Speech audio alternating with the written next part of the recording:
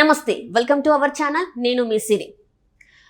ఇక్కడ తెలంగాణలో అయితే మార్పు రావాలి అని కోరుకున్న ప్రజల కోరిక అయితే నెరవేరింది. కాంగ్రెస్ ప్రభుత్వం వచ్చింది.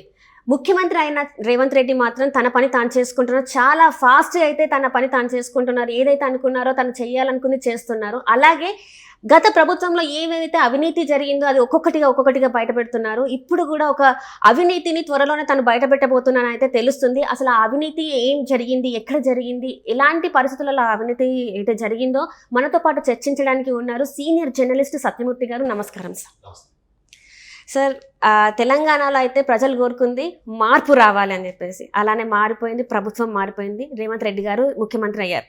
సో రేవంత్ రెడ్డి గారు ఎప్పుడైతే ముఖ్యమంత్రి అయ్యారో తన పనులు చూస్తుంటే ప్రజా దర్బారే అవ్వచ్చు, అంటే సీఎంగా ప్రజలు వాళ్ళ దగ్గరకు వచ్చేసి చెప్పుకోవచ్చు అని చెప్పేసి వెంటనే జరగడం జరిగింది. అండ్ అలానే గత ప్రభుత్వంలో జరిగిన అవినీతి అక్రమాల గురించి ఒక్కొక్కటిగా తను బయటపెట్టడం జరుగుతుంది. అండ్ రీసెంట్గా అంటే పేపర్స్లలో, మీడియాలలో, పేపర్స్లలో ఇచ్చిన యాడ్లు, అందులో 1000 కోట్ల అవినీతి జరిగిందని చెప్పేసి అయితే ఒక ప్రచారం జరుగుతుంది. ఇందులో వాస్తవం ఉందా? అంటే రేవంత్ రెడ్డి గారే బయట మాట్లాడుతున్నారు, తనే త్వరలో బయటకు తీసుకొస్తా అని చెప్తున్నారు. సో ఈ పరిస్థితులు అంటే ఎలా చూడాలి సార్? నిజంగా అలాంటి జరిగిందంటారా? ఇది తెలంగాణలో గత 10 సంవత్సరాల్లో ఏం జరిగింది అనేది అదొక పెద్ద గండికోట రహస్యం లాగా. నిజంగా సార్ ఎవరికి తెలియదు, అసలు ఎవరికి తెలియదు. అంత కప్పిపెట్టి ఉంచారు. రైట్.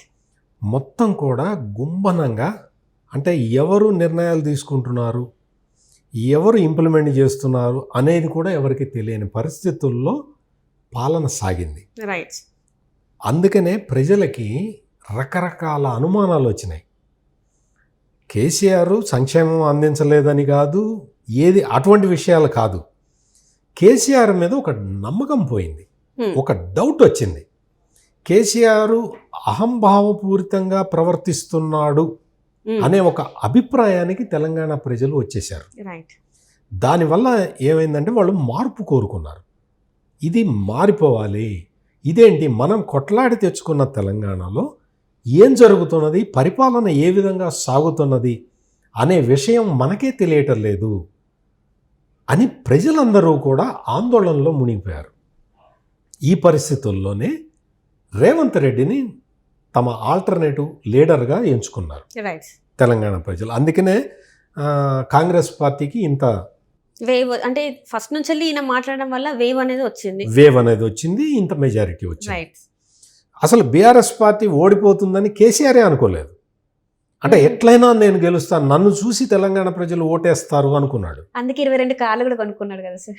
అనుకున్నాడు. అది ఇప్పుడు మొత్తం అంతా ఈ ప్రజా దర్బారని వినతి పత్రాలు స్వీకరించటం, ఈ వినతి పత్రాలు స్వీకరించటం అనేది రేవంత్ రెడ్డి తీసుకున్న అతి పెద్ద నిర్ణయం.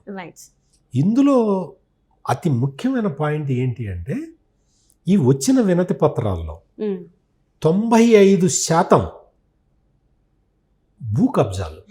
ధరణి పోర్టల్ మీద రేవంత్ రెడ్డి మొదటి నుంచి చెప్తున్నాడు ఇందులో అక్రమాలు జరుగుతున్నాయి, అన్యాయాలు జరుగుతున్నాయి. అదే నిజమని తేలింది. ప్రజలందరూ కూడా వచ్చి నేను ఉంటున్న ఇల్లుని ఎవరు ఆక్యుపై చేశారు, నేను అద్దెకి ఇచ్చిన ఇల్లుని ఆక్యుపై చేశారు, నా పొలం నాది కాదంటున్నారు, నా పొలం నుంచి నన్ను ఎల్లగొట్టారు, నేను సాగు చేసుకోవడానికి వీల్లేదంటున్నారు, నాకు ఇట్లా ఉన్నది అట్లా ఉన్నది, నా బాధ ఇది అని చెప్పి 95% అప్లికేషన్లు భూమికి సంబంధించిన ఇష్యూస్ తోటి వచ్చారు. అంటే ఇన్ని రకాల భూ అక్రమాలు జరిగినాయి తెలంగాణలో. ఈ విషయాలన్నిటి మీద రేవంత్ రెడ్డి చాలా సీరియస్గా యాక్షన్ తీసుకుంటూ ఉన్నారు. మంచి సిన్సియర్ ఆఫీసర్లను పెట్టి రెవెన్యూ డిపార్ట్మెంట్లో ఈ అంశాలన్నిటినీ కూడా ఒక కొలిక్కి తీసుకురావాలని రేవంత్ రెడ్డి ప్రయత్నాలు చేస్తూ ఉన్నాడు. మీరు రేవంత్ రెడ్డి పరిపాలన మీరు చూస్తే ఇంపార్టెంట్ ఆఫీసర్లని కేసీఆర్ పక్కకి జరిపేశాడు. 10 సంవత్సరాల నుంచి ఎంతో ఎఫిషియెంట్ ఆఫీసర్లు, ఐఏఎస్లు, ఐపీఎస్లు సైడ్ లైన్ అయిపోయి ఉన్నారు.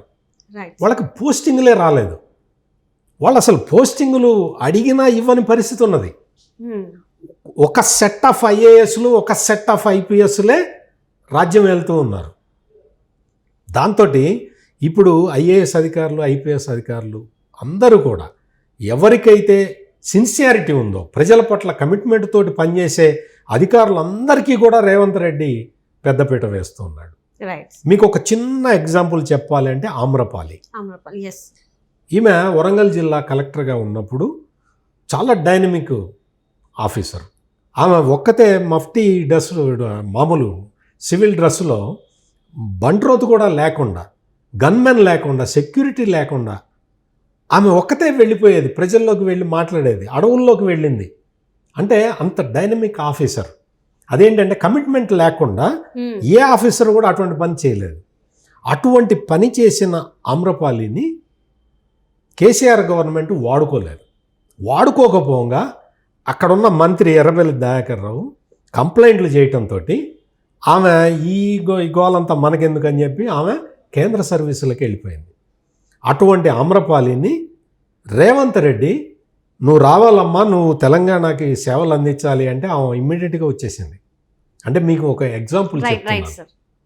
అంటే ఇటువంటి సిన్సియర్ ఆఫీసర్లని మీరు చూస్తున్నారు. హైదరాబాదు పోలీస్ కమిషనర్గా కొత్త ఆఫీసర్ని వేయంగానే ఎంత గంజాయి పట్టుబడుతుందో చూడండి. ఎంత మాదక ద్రవ్యాలు ఏ విధంగా హైదరాబాదులో అడుగడుగున డిస్ట్రిబ్యూట్ అవుతున్నాయో వీటన్నిటి మీద చెక్ పెడుతున్నారు హైదరాబాద్ పోలీసులు. నార్కటిక్ బ్యూరో యాక్టివ్ అయిపోయింది. వాళ్ళందరూ ఈ న్యూ ఇయర్ సందర్భంగా ఈ మత్తు పదార్థాల రవాణా మీద ఉక్కుపాదం మోపి ఉన్నారు. అంటే ఇటువంటి మార్పులు జరుగుతూ ఉన్న తెలంగాణని మనం చూస్తూ ఉన్నాం. ఇదే సమయంలో కేసీఆర్ ఏం చేశాడు అంటే మీరే చెప్పారు. ఒక 22 ల్యాండ్ క్రూయిజర్లు తీసుకొని 100 కోట్ల పైన ఖర్చు అయినాయని చెప్పేసి 100 కోట్లు ఖర్చు పెట్టి అవి తీసుకొని ఎక్కడున్నాయి? ఆంధ్రాలో, విజయవాడలో ఉన్నాయి. ఆంధ్రాలో అవి పెట్టడం అంటే ఏంటి? ఎందుకని దాచిపెట్టారు? ఎందుకు? ఈ విషయాన్ని రేవంత్ రెడ్డి ఎంత బాధతో చెప్పాడో చూడండి. Right sir. ఎందుకంటే ఆర్థికంగా వెనుకబడిపోయాం, ఆల్రెడీ చాలా అప్పుల్లో కూరుకుపోతున్నాం అని చెప్పేసి, ఖజానాల్లో ఏం లేదని ఏమీ లేదు కాబట్టి ఆయన ఏంటి, పాత కార్లు రిపేర్ చేయండి, నాకు కొత్త కాన్వాయ్ అక్కర్లేదు, నాకు కొత్త కార్లు అక్కర్లేదు అని ఆయన చెప్తూ ఉంటే, మరి ఆయన 100 కోట్లు ఖర్చు పెట్టి కార్లు కొని ఆంధ్రాలో దాచిపెట్టి ఆంధ్రాలోకి నుంచి ఇంత పని చేశారు అంటే తెలంగాణ ప్రజలు ఆశ్చర్యపోతున్నారు. అసలు ఏంటిది, ఏం జరిగింది అనేది. అదేవిధంగా ఇప్పుడు మేడిగడ్డ రిజర్వాయర్ సందర్శనకి 4 మంత్రులు వెళ్ళారు. మంత్రులు, అధికారులు వెళ్తే అసలు ఆ మేడిగడ్డ రిజర్వాయర్ మళ్ళీ పనికొస్తుందా పనికిరాదా అనే ఈ విధమైన పరిస్థితుల్లో తెలంగాణ రాష్ట్రం అభివృద్ధి అంతా కూడా ఆగిపోయి ఉన్న పరిస్థితి కనపడుతూ ఉన్నది. అందువల్ల ఇదే సమయంలో ఈ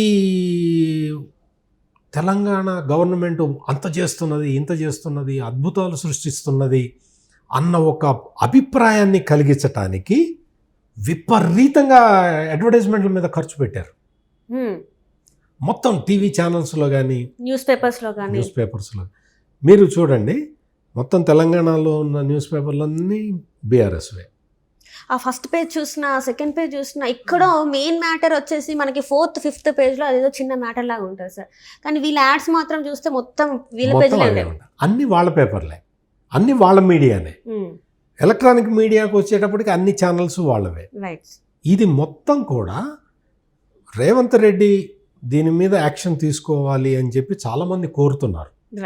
ఎందుకు అంటే ఇన్ని వేల కోట్ల రూపాయలు అవన్నీ ఇండైరెక్ట్గా ఇప్పుడు వేరే పేపర్ అనుకోండి, వేరే పేపర్కి అడ్వర్టైజ్మెంట్ ఇవ్వటం వేరు.